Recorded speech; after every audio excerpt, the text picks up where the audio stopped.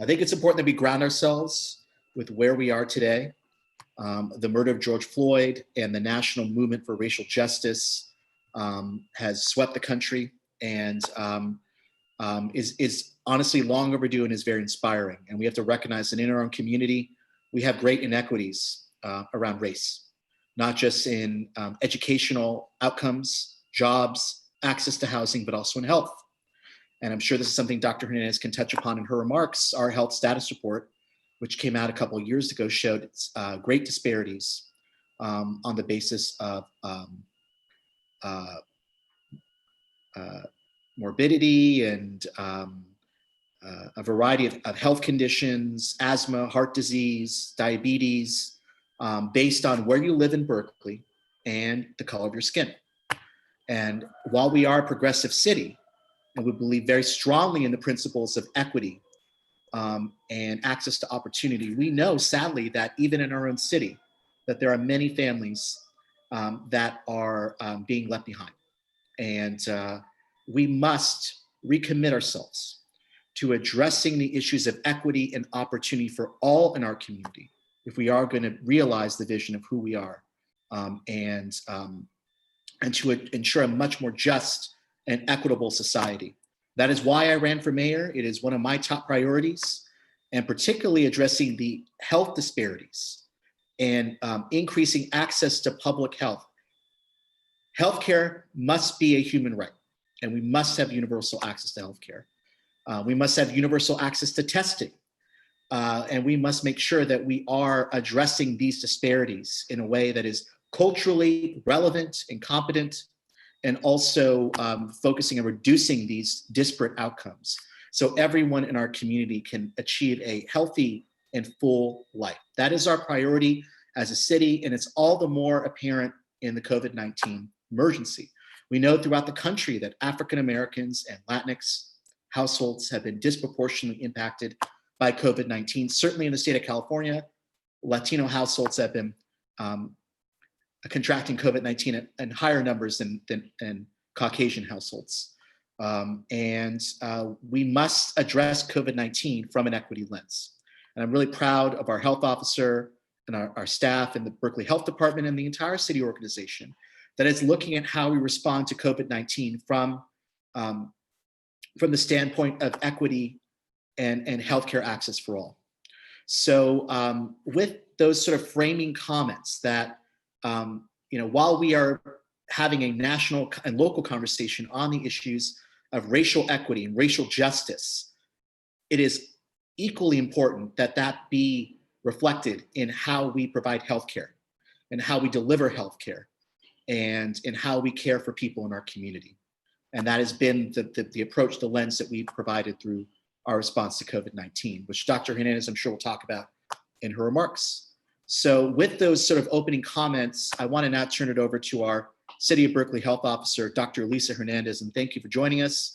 Dr. Hernandez, I know it's been a very busy week, but if you can give us an update on the number of cases as of today, about testing, and any other updates you'd like to provide the Berkeley community of developments that have happened over the last couple of weeks, we greatly appreciate it.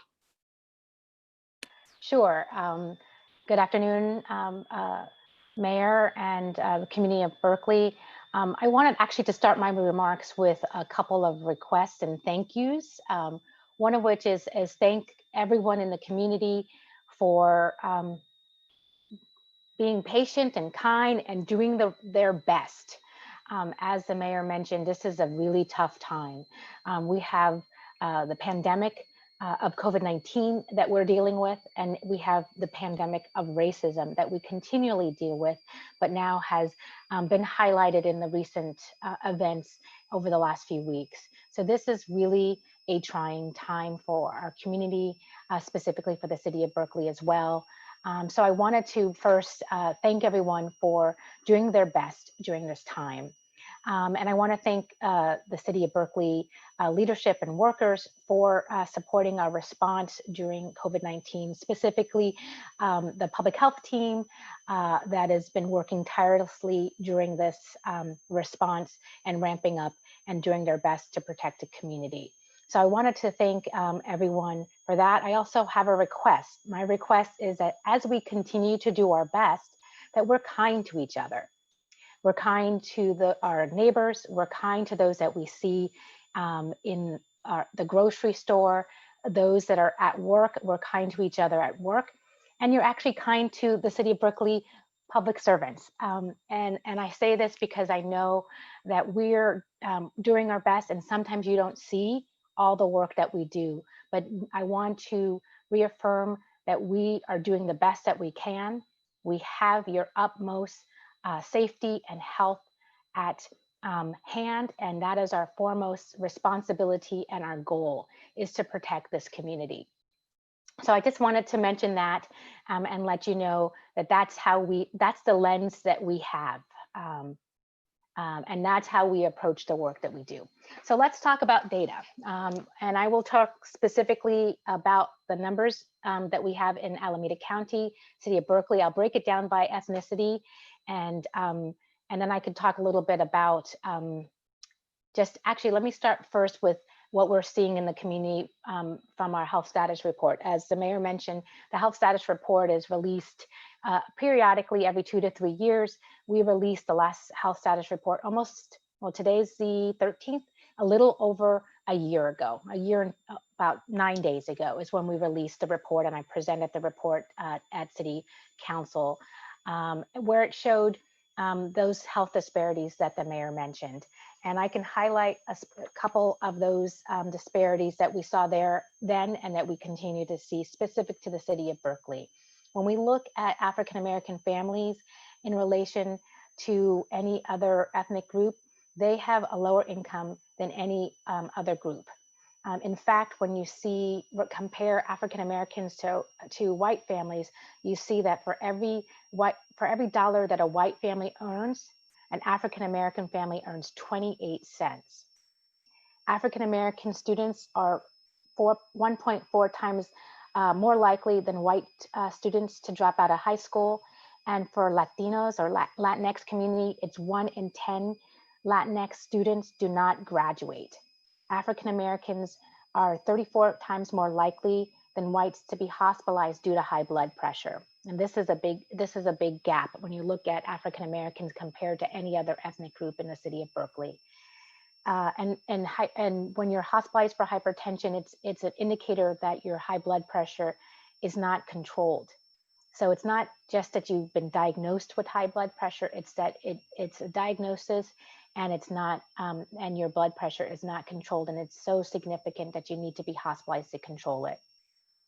And the last point I want to mention is that African Americans are 2.3 times more likely in a given year to die to any condition prior to than white individuals.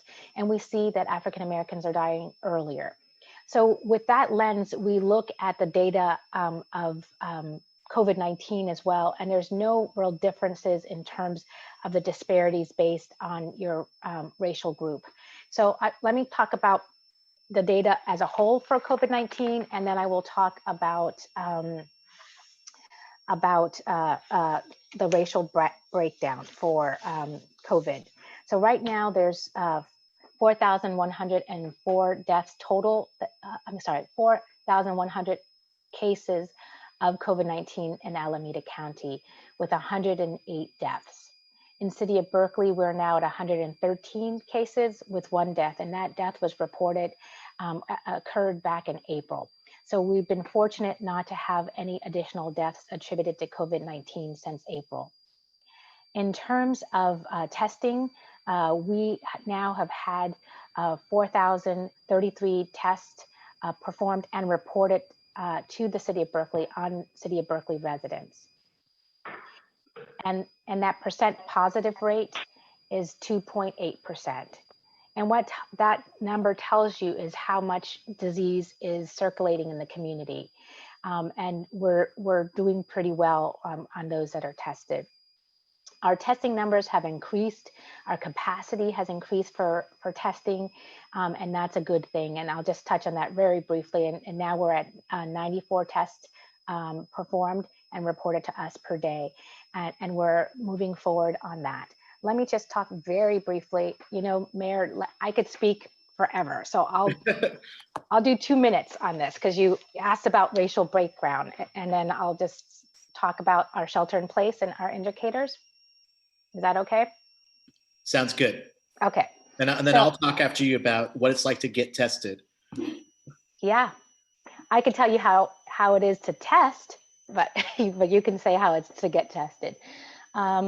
In terms of the cases, when we look at demographic breakdown, we look at Alameda County data right now. It is our numbers, fortunately, are too low for us to break down our demographics by race or ethnicity. As soon as when we have that capacity to do that because of the numbers, you know, unfortunately, that means that we have more cases. But when we have the ability to do that, we will release that information. But when we look at the data in Alameda County, it is very reflective of what we're seeing in the city. So when we look at percent cases, the highest percent cases of COVID are in Latinos and Latinx community. It's 47% overall in the county.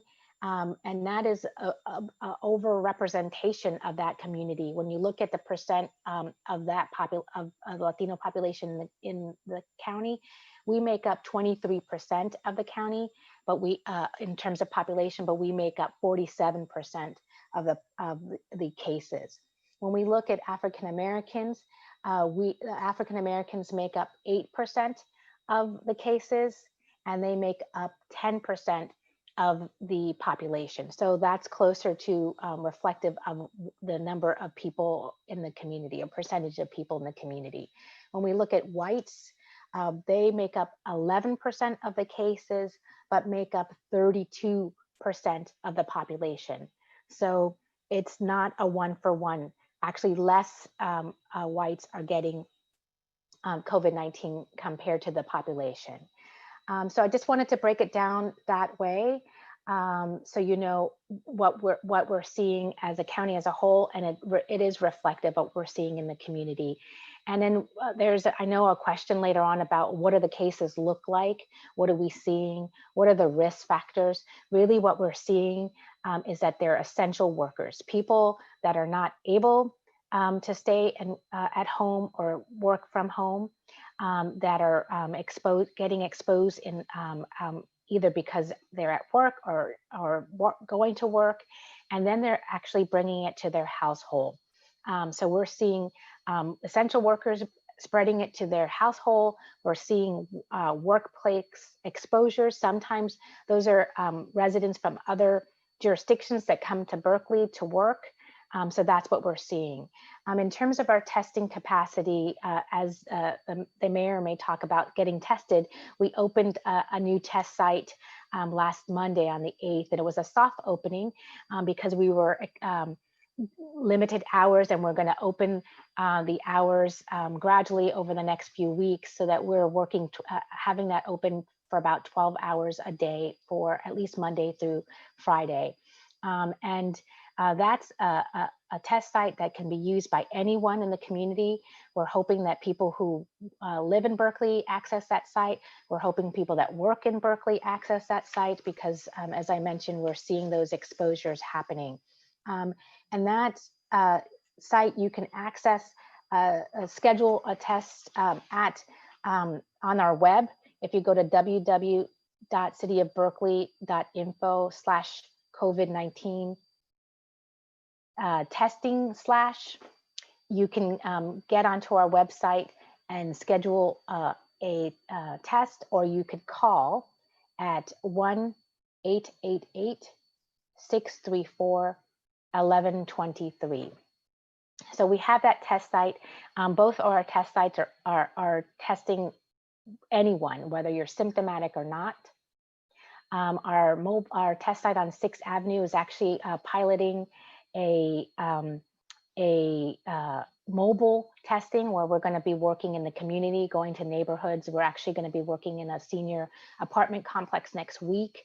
So we're targeting certain populations, vulnerable populations, people that don't normally access care or can't access care because of certain barriers to health.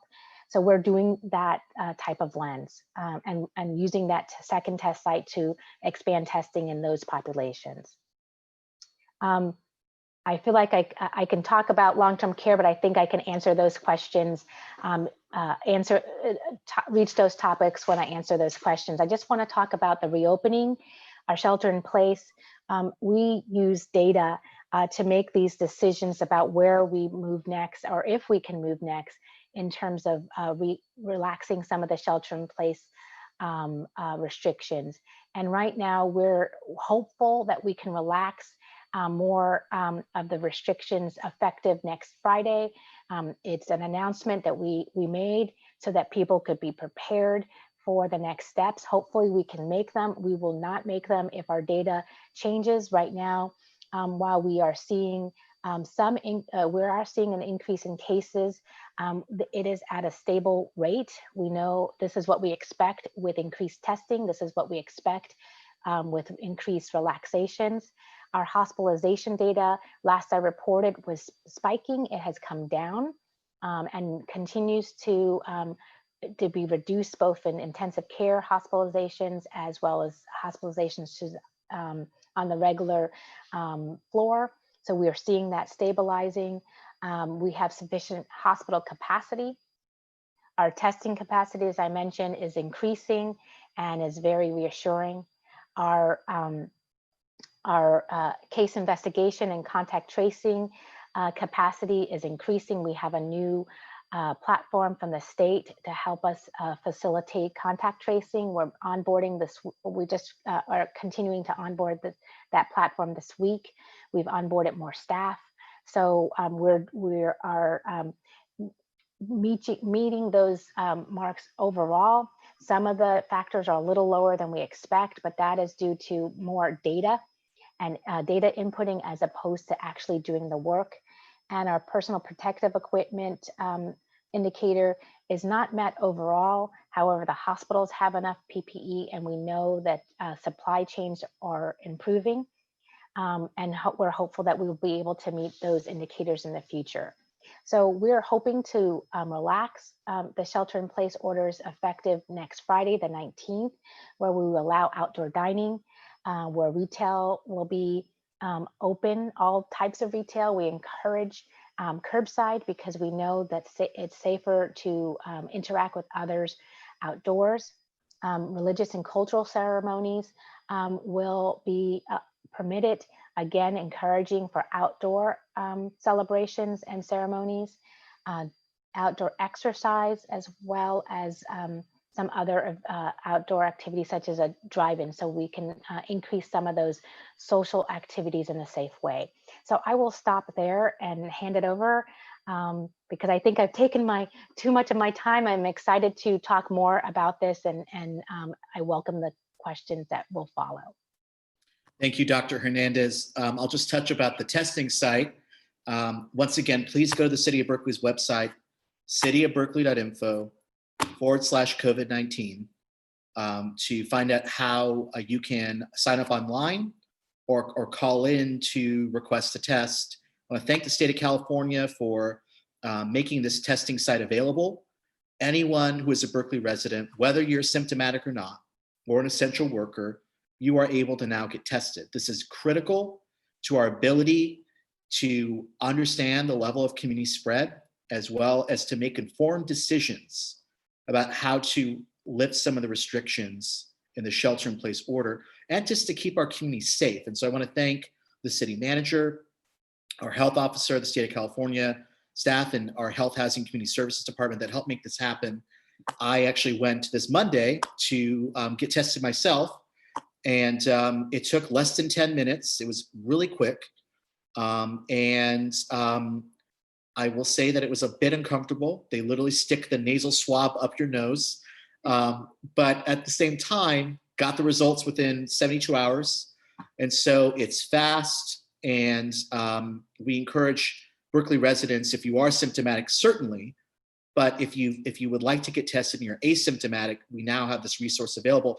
How many tests can we process, Dr. Hernandez, on a given day? The max for that site is 132 tests per day.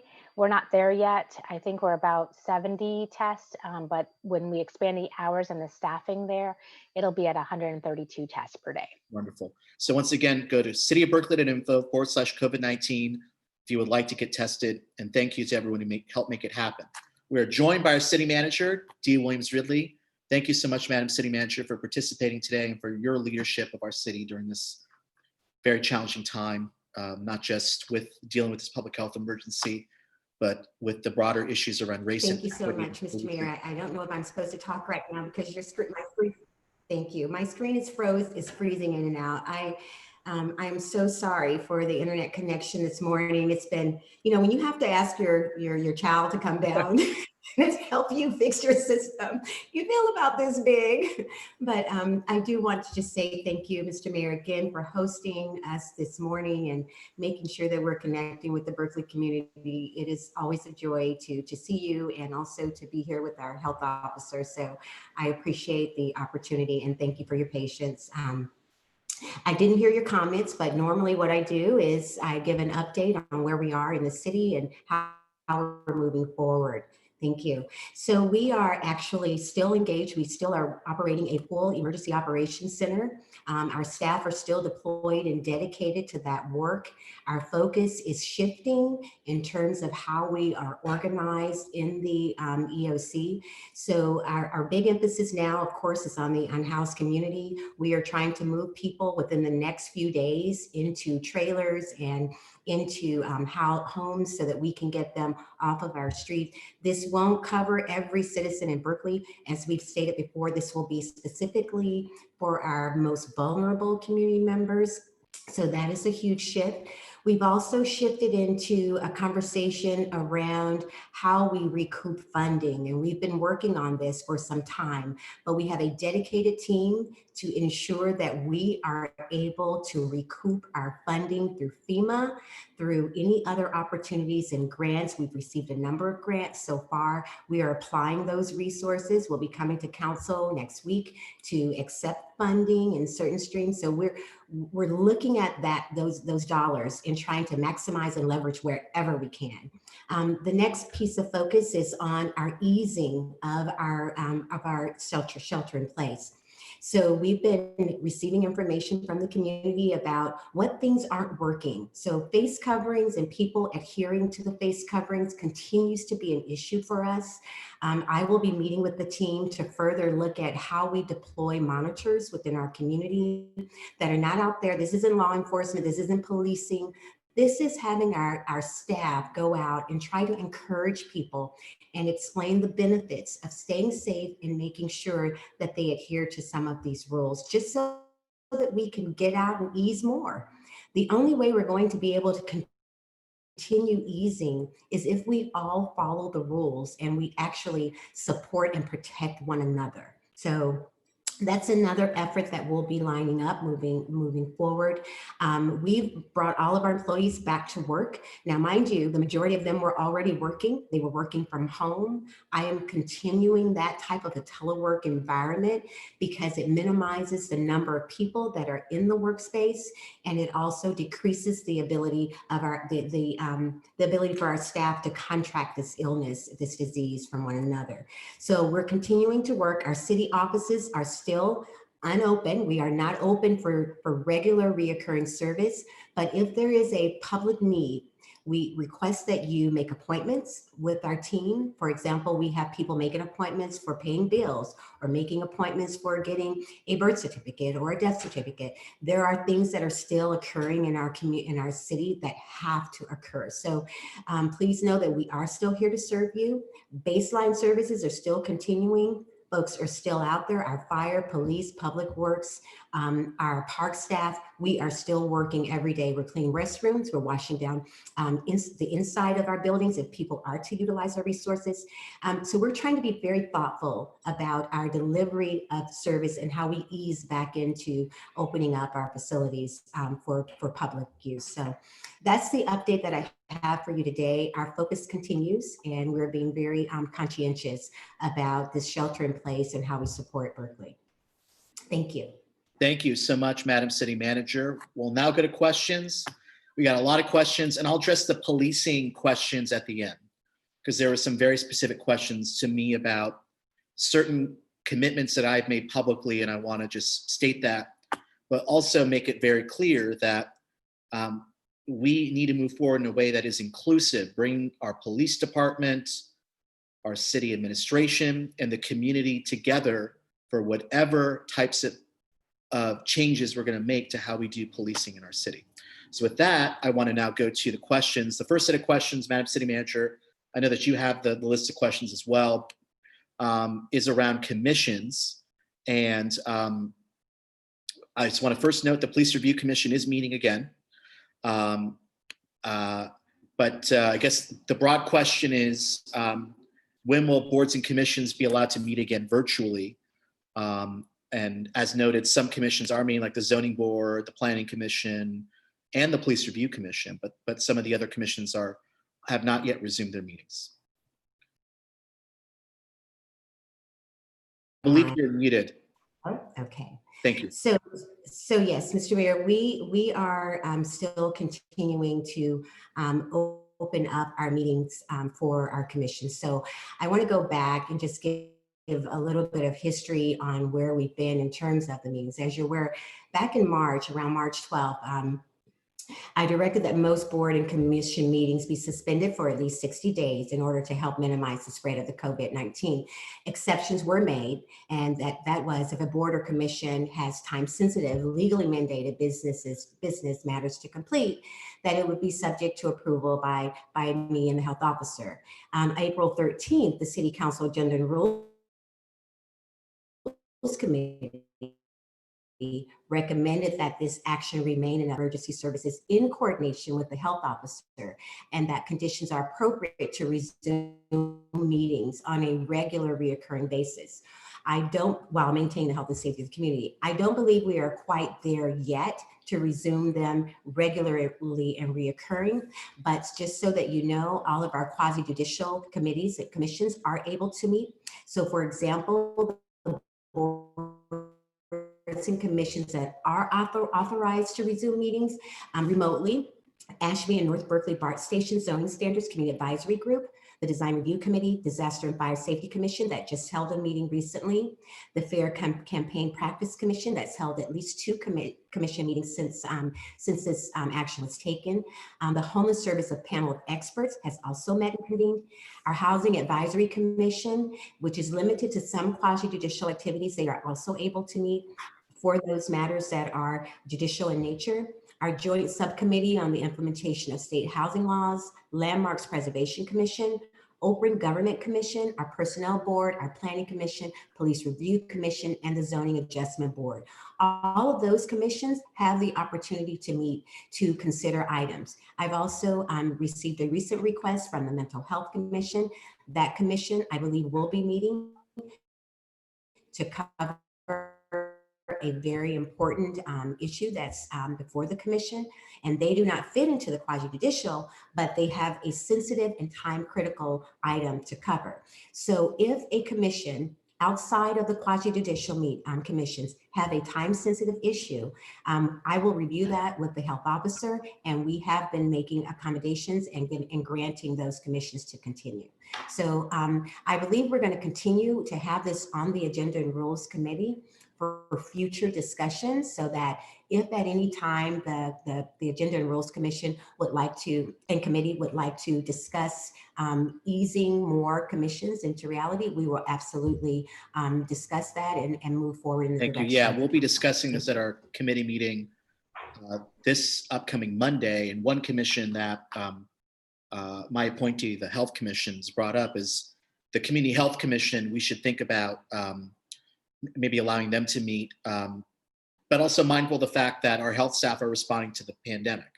So that's what we're balancing, is these public meetings, which are important to have citizen input in how our government functions, with making sure that our staff, who are now deployed as disaster service workers, are able to focus on their responsibilities during this emergency. So I appreciate the fact that we're easing some of these commissions back in, and that we'll continue to consider that. So thank you. number of questions around enforcement of the mask rule or the face covering rule. So you talked about having monitors or sort of non-sworn city staff to kind of be out there educating people on the requirements. We know that parks, a lot of people have been clustering in parks and other public spaces. I know that we're looking at doing signage as well as a way to kind of inform people about the requirements in public spaces. Could you talk a little bit about sort of what we're doing or what we're envisioning doing around education, around the face covering rule, and when do we do enforcement? So I'll turn it back over to you, Madam City Manager. Well, thank you, Mr. Mayor. So clearly for us, enforcement from a criminal perspective is not the way to go here. Our community is already suffering. We have a lot going on in our community that we need to be patient and respect and respect kind of where people are right now. So what we've tried to do is, number one, we've tried to reach out to people individually, particularly people that are on the street. If they do not have a mask, we have equipped both our park staff and our police staff with actual face coverings that we can provide to them. We've also worked with businesses, all of the businesses that have been offered the ability to come, that have been allowed the ability to ease back in. We've also offered informational sessions with them. We've also provided them with guidance. And those that are not adhering to the rules, our first step is a phone call. Our second step is a visit from our economic development division, where our staff will go out, visit with the business, talk with them about why it's important to make sure that they're observing the rules or the requirements of the shelter in place. The third thing that would happen is a visit from the police department, which is also to encourage. This would not be to issue a citation or to give them a misdemeanor or any of that, or to charge them with a case. This would be also a conversation. We have stopped at that point. And I want the community to know that that is the point where we've yielded. It's been a slow progression to get people to comply voluntarily, but with nudging and education and kind of working with them individually. One of the things that I think I've been talking to the chief about is that as our officers are going out, we've been receiving information that some of them are not adhering to the face covering, and they'll see them out there. As we know, their biggest, what I would call their biggest service deployment is talking to people. It is that interaction. So we will be engaging and enhancing that piece for our officers to make sure that makes people, they understand that makes people feel uncomfortable. Even if it's difficult for them to engage in a way so that, you know, the speech and how they're talking to folks, people need to see their facial expressions and how they're saying and what they're meaning. And that's part of the issue, I think, is that they've been wanting to connect in a way that normally would be good, but in this health pandemic, it's not good. So the chief and I will be talking about how we can address that better with our officers so that they are maintaining the safety and the ability for people to feel safe in their presence. So that's pretty much where we are. We are truly asking and pleading with our community, wear your facial coverings. We want to ease back in. We want to make sure that we can open up very, you know, data-driven and in a good way. So the best that we can do is to use social distancing and to also wear the face coverings. Thank you. Yeah, I joined that call to the Berkeley community to please wear a face covering when you are outside and interacting with people that are not in your household. I constantly get phone calls and emails from residents, particularly people that are older or may be greater risk of complications due to COVID-19, who are very concerned about the ability to leave their house because they don't feel safe because they see people not wearing face coverings. So this is not just important to you, this is being a good neighbor and a good citizen. And I'm just so proud of our community and how we've really stepped up, and we need you to continue to step up and to please take very seriously this directive. So with that, we'll go to the next question. Hair salons We're not there yet, if I'm not mistaken, Dr. Hernandez. Sorry, I thought I had my clicker closer. Yeah, we're not there yet. I believe the governor yesterday released guidance for hair salons, and that allows counties and health jurisdictions that are ready to relax that, I believe hair salons are actually not permissible throughout the state until the 19th. I have to look at the dates, because there were some that were released that were allowed to happen today or yesterday, and some that will happen next week. And there's stipulations for those activities based on your jurisdiction. But just because you're allowed to do it doesn't mean that you have to do it. So, and as you know, the Bay Area and Alameda County, City of Berkeley in particular, we're moving slower than what the governor has permitted throughout the state. And most of that is based on what we're looking at, how we are specifically as a jurisdiction. And that goes the same thing for pools as well. I believe that the governor also allowed that yesterday as well. And we have to consider when we are able to open up those activities. It may be sooner than what we projected because things are being permitted, but we're also really looking at our data and looking at how we're progressing through the relaxations with the activities. This next round is allowing for a lot of activities in terms of retail and outdoor dining. And we'll see if we can add other things there based on what the new guidance that was released yesterday. So that was actually one of the questions, was around pools. Yeah. At the present time, our municipal pools are closed. Yes. And sort of following up on what you said, the decision on opening up our pools is going to be based on when it is most safe to do that. Yes, and we consider that often. I think I confess that I have a household of swimmers, water polo players, so that's even more of a contact. And so I know how that impacts people's lives specifically. So we're looking at it to release that activity as soon as we can, as soon as it's safe to do it. Again, with the guidance, we consider those possibilities of releasing activities based on the guidance that the governor has released, and also more specifically on the safety and how our disease transmission is occurring in our city, and how we are doing with containing those cases. And as I mentioned, we're looking good in terms of our capacity, but it's a day-by-day data-driven decision as we move forward. Thank you very much. Madam City Manager, we had a number of questions around city employees wearing face coverings. You talked about the police. I know it's a directive because I'm here in City Hall, and all over the building there are signs that require that you have to wear a face covering when you're in elevators and when you are in the lobbies and in close proximity to others. Could you maybe talk a little bit about the regulations and requirements around our city employees wearing face coverings at the work site and when they're also out in the community?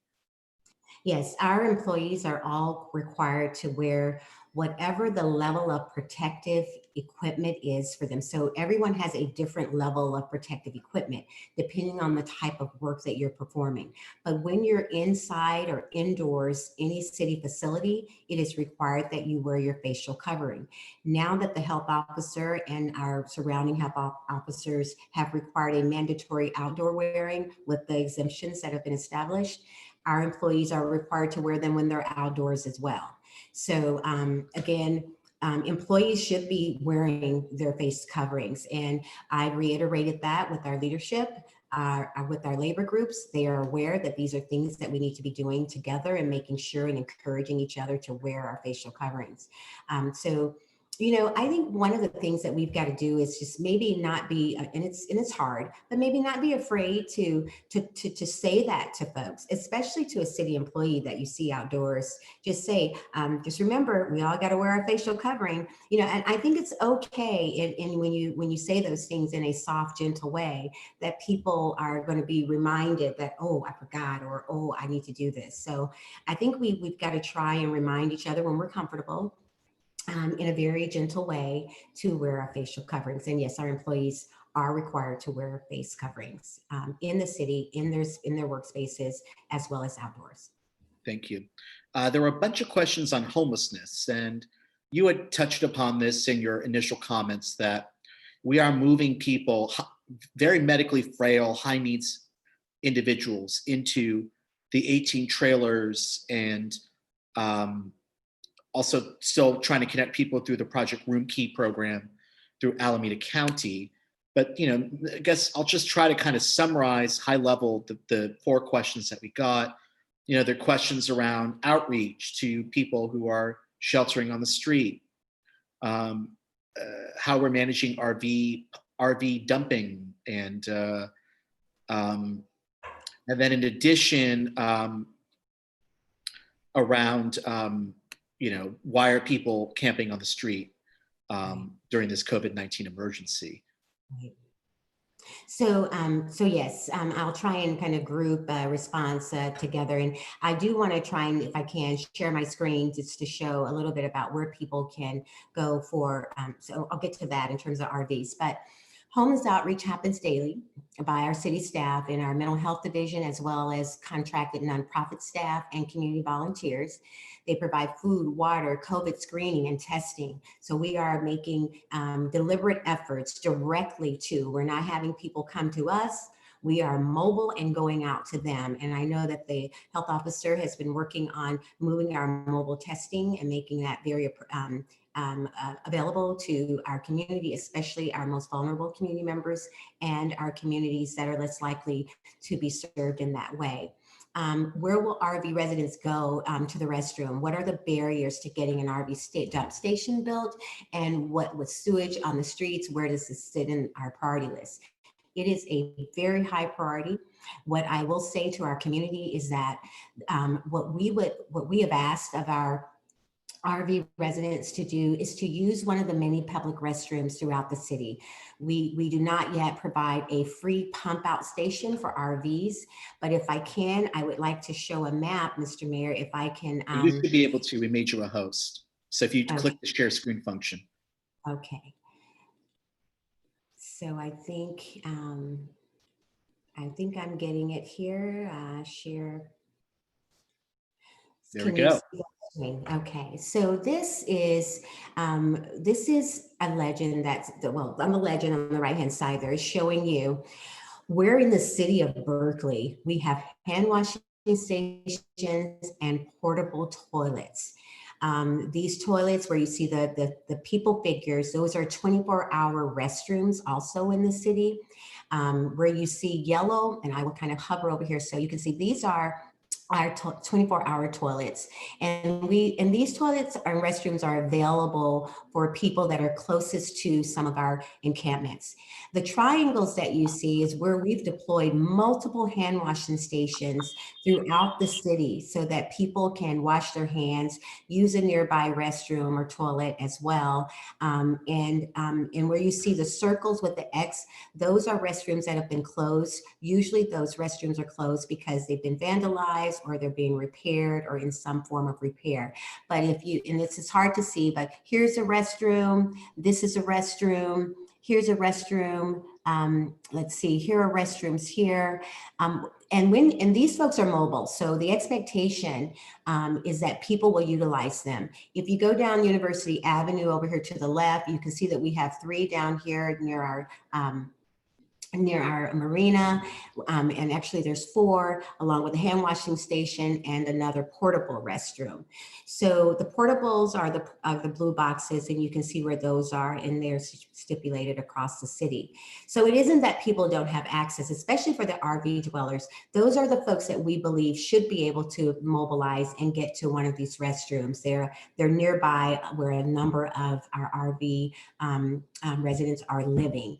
But again, this is what we have right now, and we are looking to put into existence a dump station, but that is something that we are working on and will probably see materialize once we go through the budget process and how we land.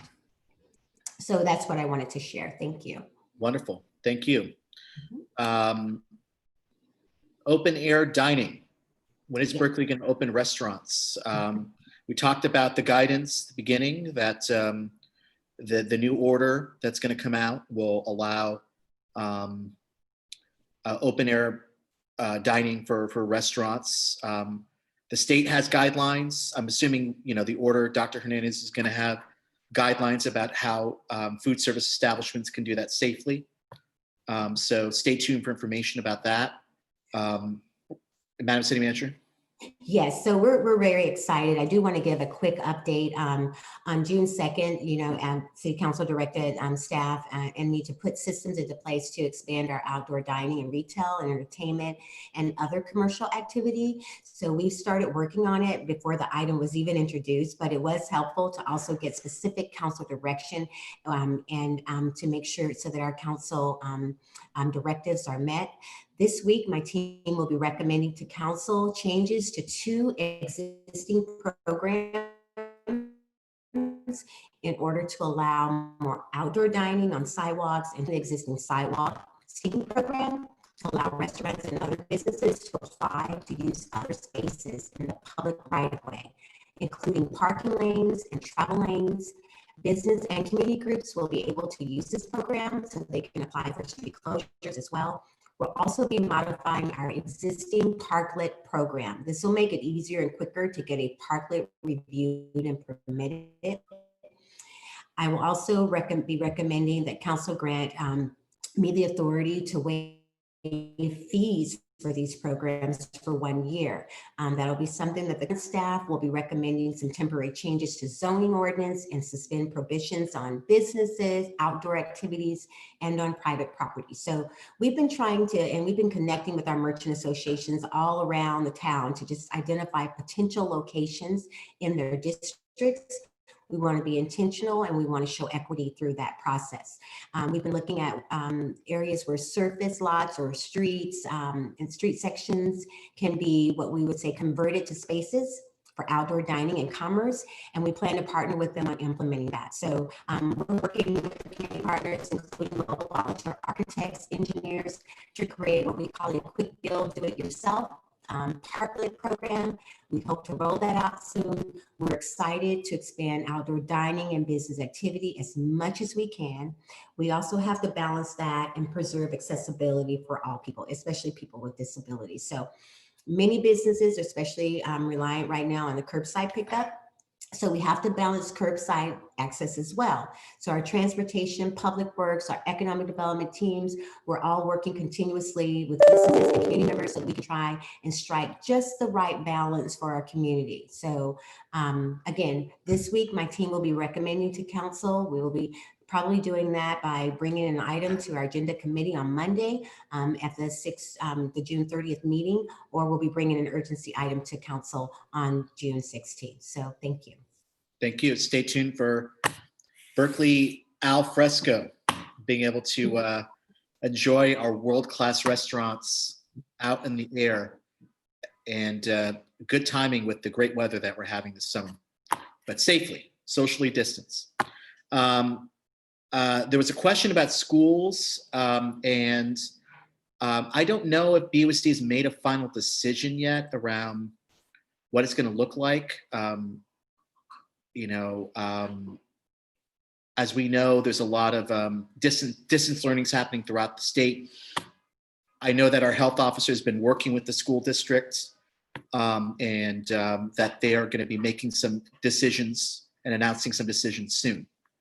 around what instruction will look like in the Berkeley Unified School District. You know, my conversations with Superintendent Stevens, you know, it is his hope that to the extent possible that, you know, there can be in-person student instruction, but safely, not just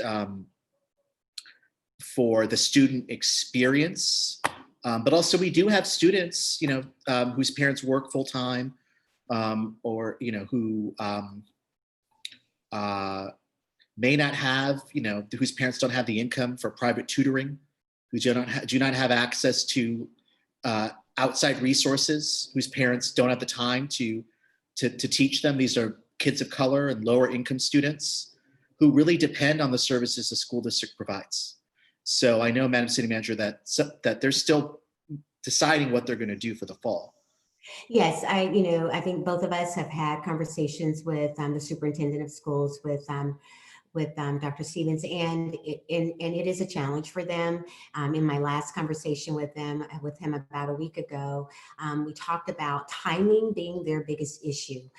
As teachers are leaving to go on recess, and the timing of decision making for them is critical right now. The problem with that timing is that we are still relying on our data to drive our decision making. As that data is changing, we aren't yet ready for that decision point.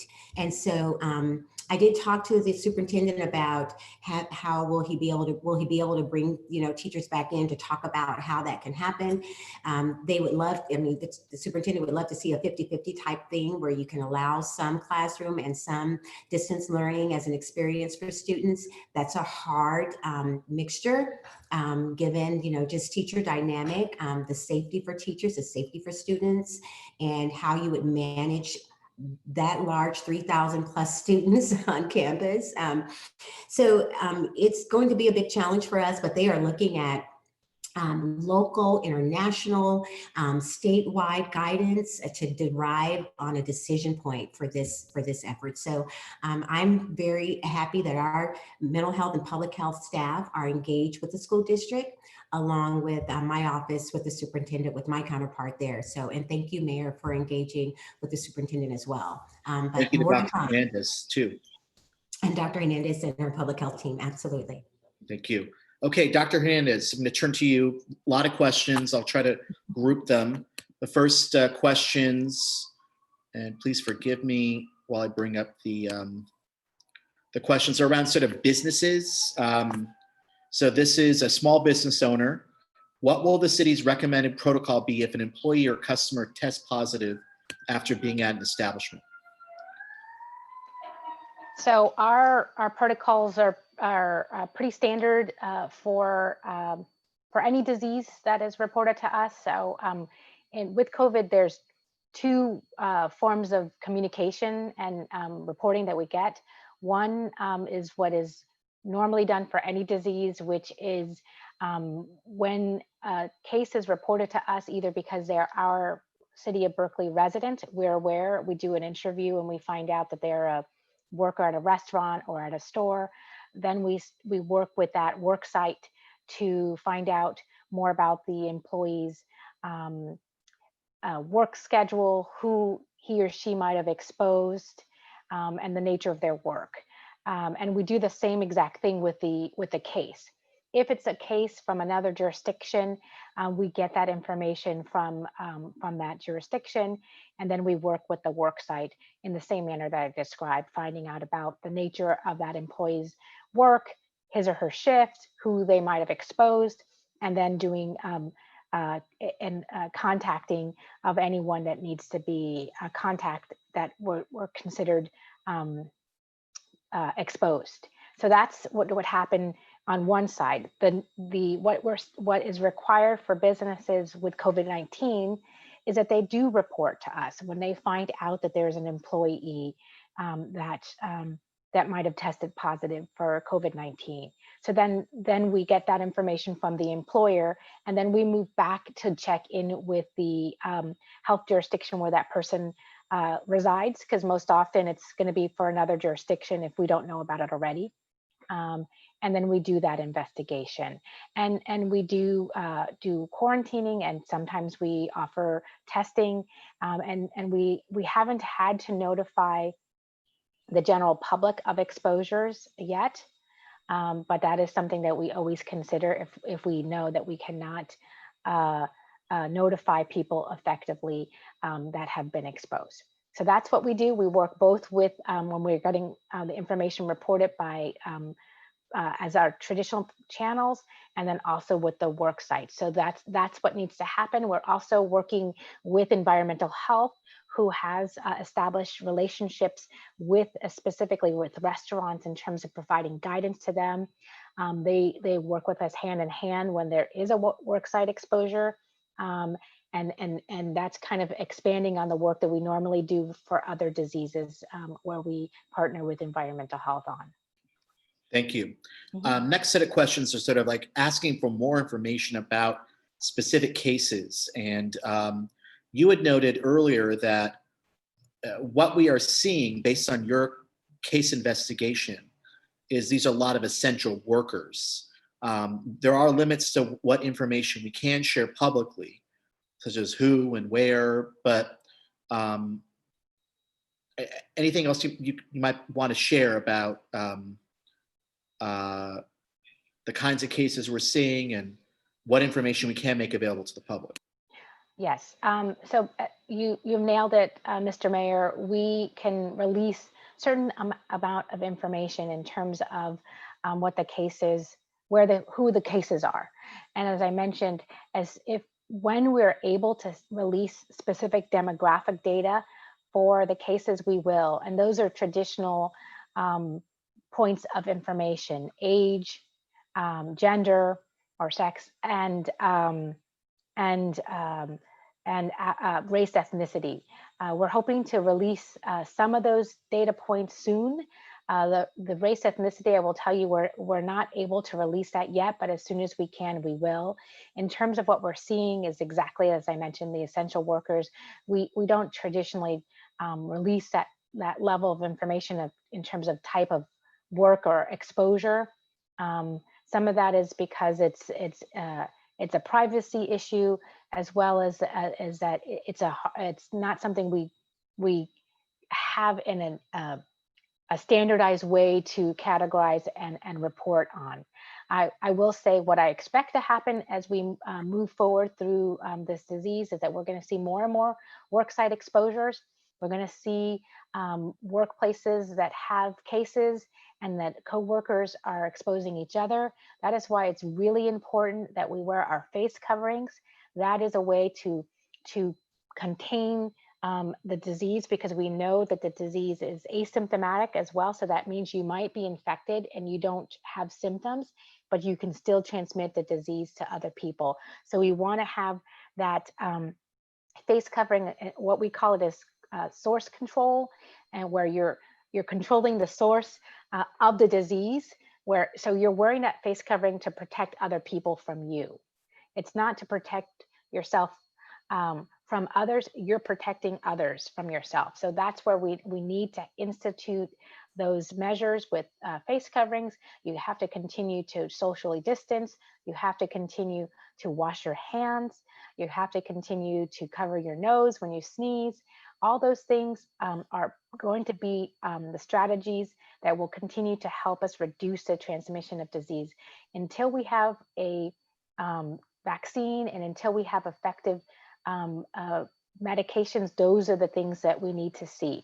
But that's what I can tell you in terms of the demographics and the exposures, is that it is those that are able to go back to work or can't stay home that we're seeing the transmission of. Thank you. I'm going to take a stab at answering this sort of next area of questions, which is around so the justification for reopening. And as you had touched upon, it's based on looking at the data on hospitalizations, on the number of cases, looking at do we have the capacity through PPE and testing. And so those five indicators that you had talked about, that we've talked about for the last several weeks, we look at those as a guidepost in making those decisions. And so as you had noted, because of where we're at in terms of the percentage of positive infections of those tested, which is under 3%, where we're at in terms of hospital capacity, testing capacity, that you've come to the conclusion that that we can move to the next phase. That those decisions on how we reopen will be based on where we're at with meeting those indicators. So I just want everyone to know. And another question was, how long is this going to go on? Well, that's a question, a tough question, because it once again is based on when it is safe to resume those types of activities. And we're taking this incremental approach because it is what you've concluded, and I'm going to turn it back over to you, and what all the other health officers in the region are determining is the safest way to go about doing it. Yes, absolutely. And this is kind of a balancing act, and we're using our data to guide us, knowing that we are going to see more cases, and knowing that we have now the capacity, and we're continuing to build the capacity for being able to control this disease. In terms of, as you mentioned, testing capacity, it's increasing our workforce capacity in terms of being able to control the disease. And knowing that right now, our hospital capacity looks good. We are also looking at modeling, which is done through epidemiology tools that we have. Our epidemiologists in the city, as well as the epidemiologists in the region and in the state, are looking at some of the modeling tools that we have to see where we are. And as we relax, we're going to see increased cases, but at this point, it's safe to incrementally relax some of our restrictions.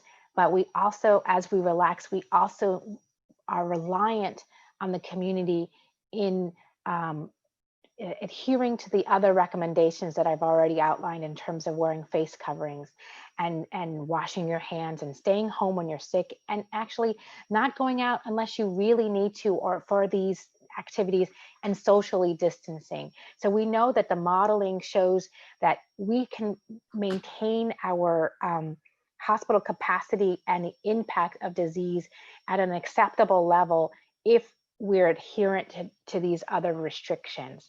We will see an increase. The model shows that we're going to see increases higher and higher as we relax, and we may see peaks at the end of summer. So we need to make sure that we keep these activities opening gradually, and that we're adherent to those other recommendations and requirements that we're putting forth in terms of face coverings and social distancing. I'm going to fast forward to testing. As noted, if you go to cityofberkeley.info/COVID-19, there's information now on the free testing that we are making available to Berkeley residents, thanks to the state of California and the work of our health department. So that is really important to help us expand our testing capacity to meet that, I think, was it 200 plus tests benchmark that we have.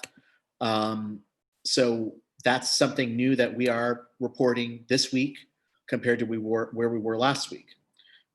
There were several questions around antibody testing.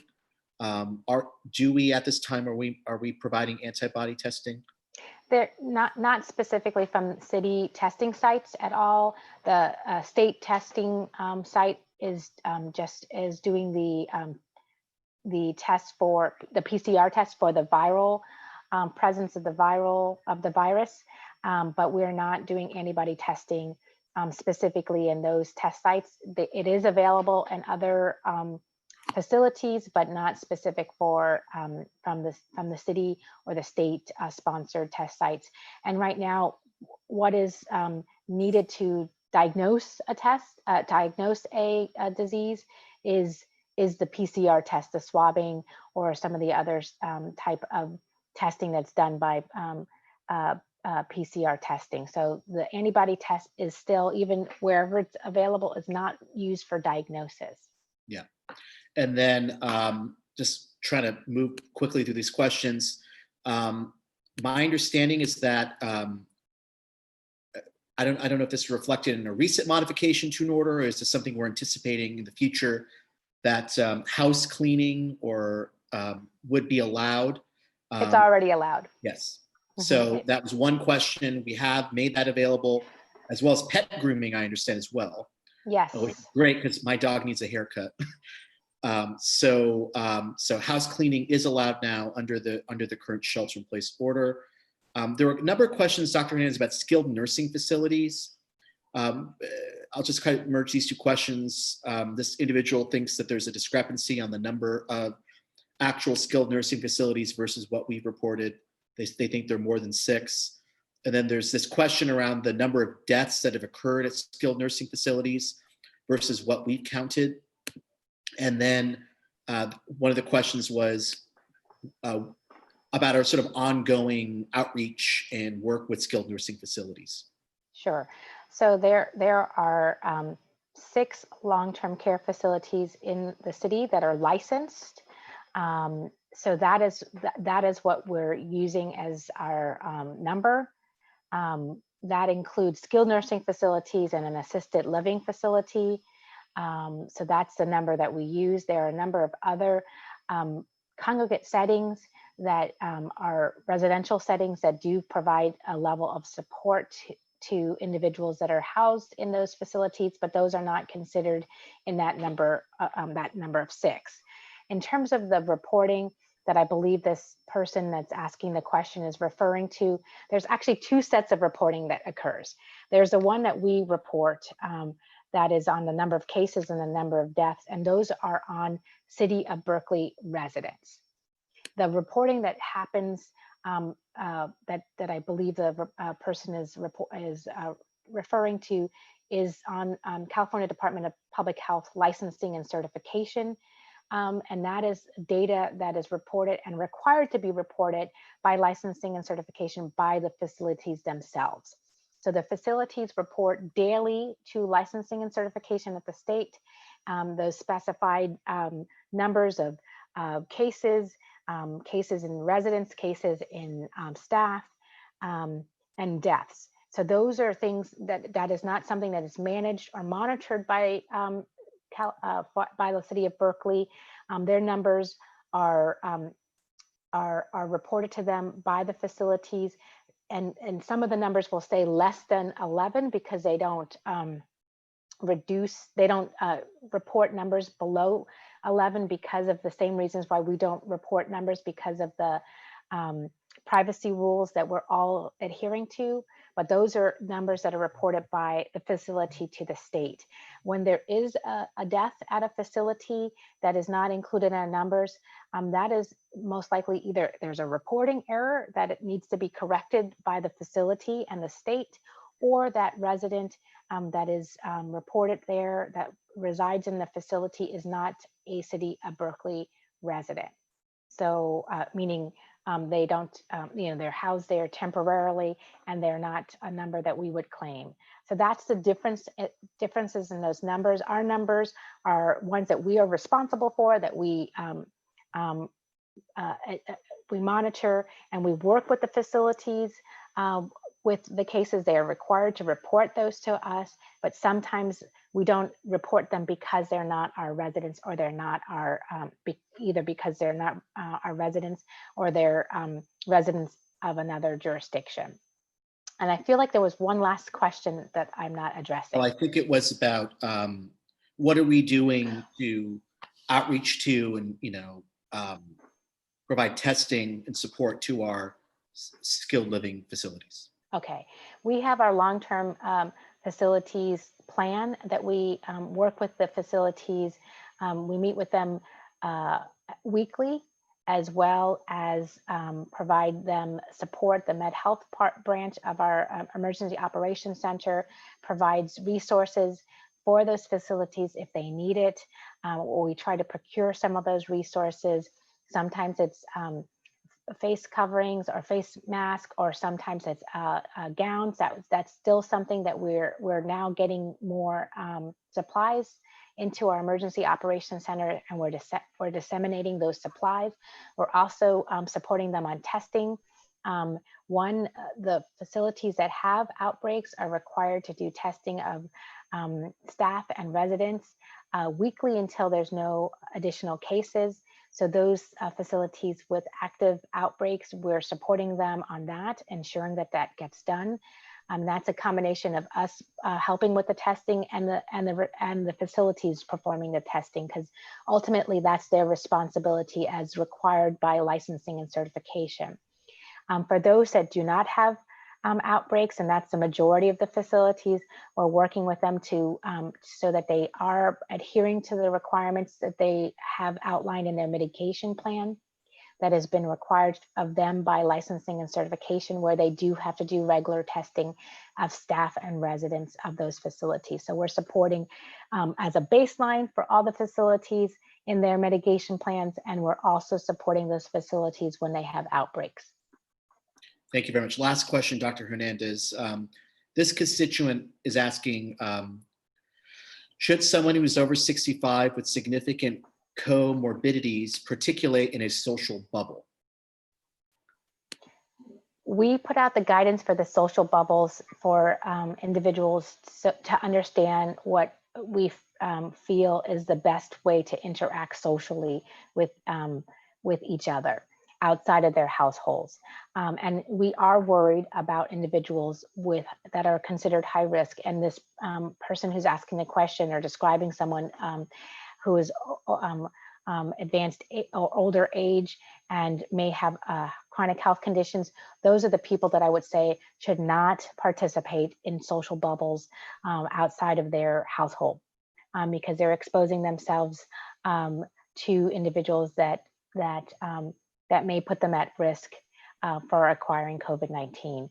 I would say the advice to that individual is, if they have to go out, that they're maintaining social distancing, that they reduce the amount of time that they go out, and that they require that others that are interacting with them are wearing their face covering so that they are protected. Thank you. I'm going to take these last questions. First question is about the library. What is taking so long to get our libraries back?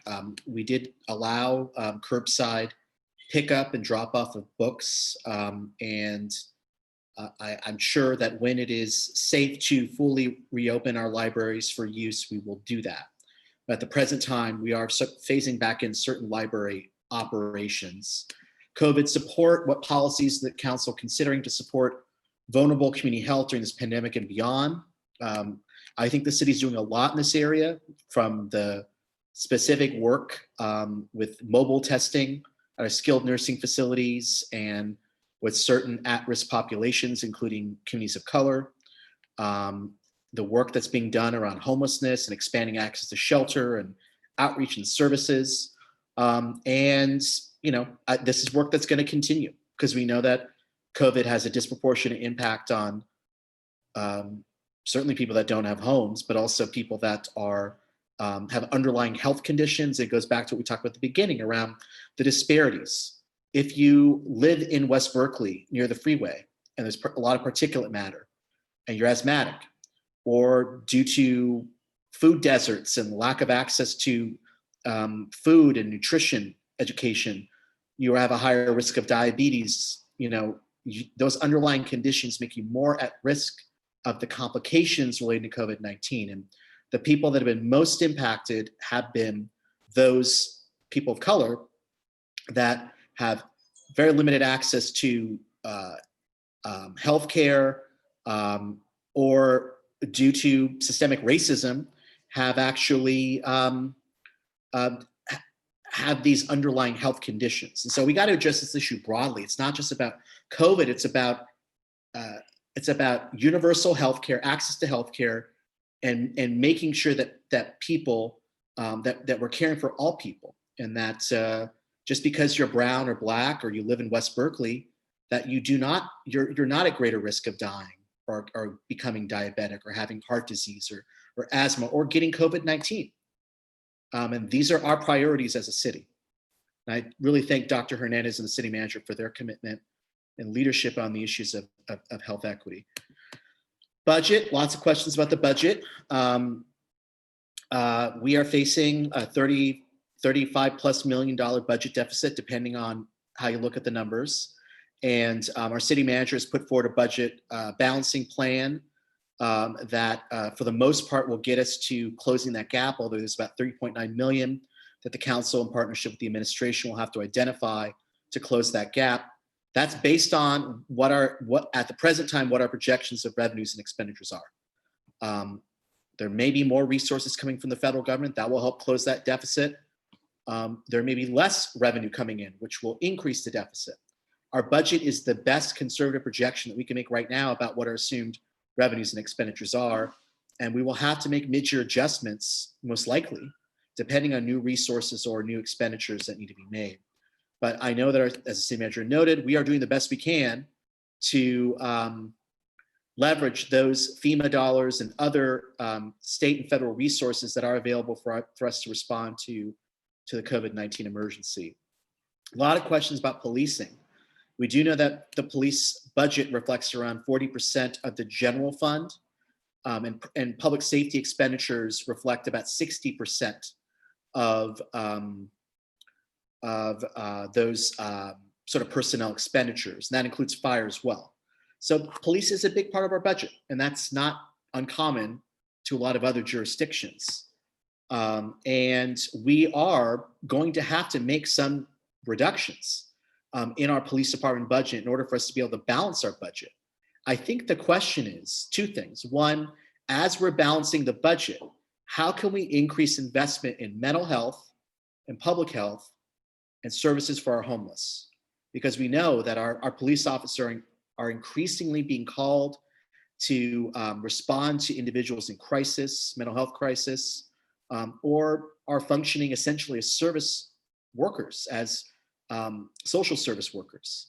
And we want our police to focus on the crime prevention and responding to violent crime that they need to respond to, and look at how we can expand those resources, those non-sworn resources, to respond to mental health, public health, homeless needs. And so that's a conversation we'll be having in the context of the budget and also after the budget. And I believe, and the city manager said this in our town hall that Dr. Hernandez was part of, we have, I think, a need not just to ensure the long-term sustainability of our budget, with public safety expenditures reflecting such a huge amount of our budget, but we have a responsibility and an obligation as Berkeley to use this as a moment to rethink what is our approach to community safety. And that not only includes making sure, and I do believe that we can't abolish the police. There is a need to have police to provide certain essential safety functions in our community. But how can we move more of that from sworn personnel to non-sworn personnel by investments in restorative justice, in mental health and public health and homeless services, social services? There are lots of models that we can look at throughout the country. And so I want to make it very clear, and this gets to an overarching question that was asked in the questions today, that I am very committed to working in partnership with our administration and with the community to explore a new approach to public safety in our community. And we need to start that conversation. I'm very excited to start that conversation. And that will mean shifting some resources to those non-police department functions. So I just want everyone to know that, while we are in the context of the budget looking at having to reduce police officers and reduce certain police expenditures, we need to look big picture, and we need to re-envision what it means to provide safety in our community holistically. It's not just about putting more cops on the street. It's about how do we work with our Black and brown communities to reduce gun violence in a way that is equitable and just through restorative justice programs? How do we work with our homeless community and provide those social services? How do we make sure that people who need mental health services are able to access those services? So I think we have an opportunity and an obligation to meet the moment and to have this conversation. There were several questions around, have I taken the pledge that President Obama had issued to look at use of force policies? Yes, I have announced that I have signed that pledge, and the City Council on Tuesday voted to request the Police Review Commission and Police Department to expedite our improvements to our use of force policy. We also request that certain aspects of the 8 Can't Wait platform that aren't currently implemented, that those things also be included in our use of force policies. Just trying to go as quickly as I can through these questions. I want to note that we will be convening a town hall meeting with, I think, BART Director Latifah Simon and other community leaders around the issue of policing and racial equity. So please stay tuned for that, and happy to address many of these questions at that time. This is about COVID-19, but I just want to say for the record that that I think we have a good police department that is thoughtful in their approach. We have good policies. That does not mean that we cannot and should not improve the way that we do public safety in our community. Just like we all can find opportunities to improve as individuals and as professionals, I think there is an opportunity for our police department to improve and to really model progressive policing in Berkeley and in the country. And so that's a conversation I look forward to having with our city manager and with our police department and with the community, and really look at how we can reimagine public safety. And Madam City Manager, I don't know if there's anything else you want to add on this particular point. It's not directly related to COVID, but it is a critical issue that our community is talking about right now. Right. This is a critical point in time for us as humanity, as elected officials, for you, Mayor, for me as a city manager, for our health officer, just in general. There's so much pain in our community and in our nation that people want to see us progress. And I think what we've been as city leadership and staff, we focused on what we're doing now and how well we're doing it, and are people better off and with what we're doing. But the time for talking about how good we are and how great we are and the amazing things that we do, that time is great and it's here and it's there, but it's time to look in a different direction. And in what direction that takes, I think it deserves all corners of Berkeley to be a part of that conversation. And so I'm very committed to being a part of that. As a Black woman, as I said on my town hall, this affects me personally. It affects my community, my children, my family, my friends. It affects us all in a very personal way. So in terms of taking out, the idea that police can't be fixed here in Berkeley because we're so great. Yes, we are good. We are really good. But I want to be greater than great. I want to be the best. And I want us to be able to sit in a room with people of color and our Black community and have a conversation that says, this is what it would mean to us. This is what a good policing looks like to us. And so I'm committed to that. And I thank you, Mayor, and our council for wanting to take on this challenge, because it is long in coming. I had a conversation with my father this morning. He grew up in the Deep South in Birmingham, Alabama, where he was a part of everything that's the basis for why people are fighting today. And I said, Dad, what was it like again? Tell me again, what was it like? He said, baby girl, if I could tell you what it was really like, it would blow your mind. He said there were so many laws and rules that people don't even know existed. And I said, Dad, give me one. Just give me one example of a law and rule that just didn't exist, I wouldn't know about. And he said there was something called eyeballing. It was a discrimination if you were looking at a white woman, if you were a Black man looking at a white woman, you could actually be put in jail for eyeballing her or staring her down. And I just sat back and thought, wow. So it's this thing, it's this pain that people are feeling. It's coming back to life through your parents, through your children. And so anyway, it affects us all in different ways. And I just want to thank you, Mayor, for having this time and allowing us to start a process with our community to do better. And I just want to pick up on something you had said, is that those communities that have been impacted by systemic racism must be first and foremost consulted and leading this conversation. It's not going to be a top-down approach. But that is going to be a big conversation, but one we are committed to launching. And I'll just say, in closing, on a personal level, as a brown person, I've experienced racism my entire life, overtly, covertly, including as an elected official. And it's just part of who I am. And we have a president that is demonizing my people. And it's something that we as Latinos are facing, that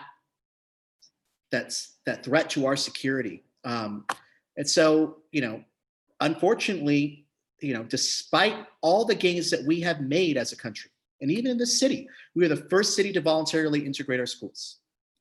And we have a proud tradition of social and political activism, and that we believe very strongly in racial justice. But the things we talked about today, and I want to close with this, the things we talked about today, that if you are Black or brown or live in South or West Berkeley, you're more likely to die earlier, to end up in prison, or to have significant health disparities.